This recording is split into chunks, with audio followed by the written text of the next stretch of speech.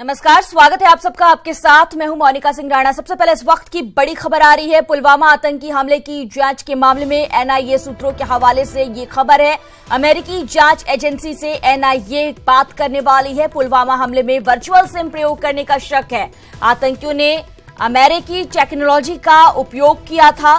तफ्तीश में एनआईए के पास आतंकियों से जुड़ी अहम जानकारी मिली है। एनआईए अमेरिका से जानना चाहती है वर्चुअल सिम से जुड़े आईपी एड्रेस।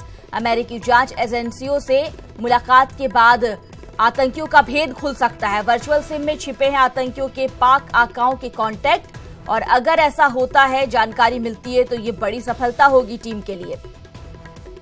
शंकर आनंद हमारे साथ दिल्ली से हमारे सहयोगी जुड़ गए हैं। शंकर, एनआईए सूत्रों के हवाले से जो ये बड़ी खबर आ रही है, क्या कुछ और बताया जा रहा है?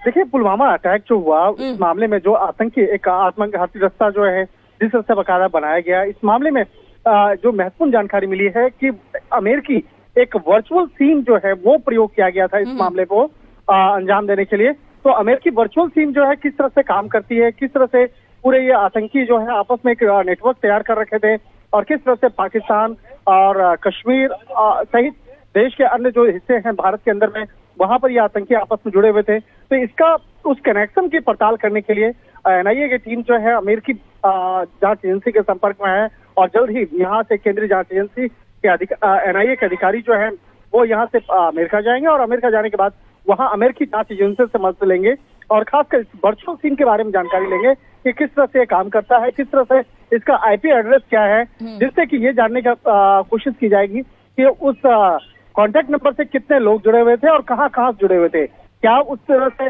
क्या इस मामले में जम्मू कश्मीर में कौन कौन से लोग थे, किस तरह से बाकायदा बातचीत हो रही थी, कितने डिवीजन में बातचीत हुई, और कहाँ उन लोगों का लोकेशन क्या क्या था। तो ये जानना बेहद जानकारी महत्वपूर्ण है, क्योंकि यहाँ पर अभी तक पुलवामा अटैक में समझा जा रहा है कि 2 या 3 लोग जो मुख्य तौर पे इसमें शामिल थे, उसमें से कुछ मार दिए गए और कुछ पकड़ लिए गए। लेकिन जांच एजेंसी को ऐसा, एनआईए को ऐसा लगता है कि इस मामले में कई बड़े नेटवर्क जो है वो इस मामले को अंजाम दे रहा था। तो वो उस नेटवर्क में कौन कौन से लोग शामिल थे, कितने लोग शामिल थे, ये जानना बेहद महत्वपूर्ण है। इसीलिए अब उस आईपी एड्रेस जानने के लिए उस वर्चुअल सिम का सारा कॉन्टैक्ट जानना वो बेहद जरूरी है। इसलिए उस वर्चुअल सिम की जो जानकारी मिली है कि वो अमेरिकी वर्चुअल सिम है, तो इसलिए इस मामले की गंभीरता को देखते हुए अब केंद्रीय जांच एजेंसी के अधिकारी अमेरिका जाएंगे, और अमेरिका जाकर वो बकायदा वहां के जांच एजेंसी से मदद मांगेंगे कि इस मामले पर उन्हें मदद किया जाए।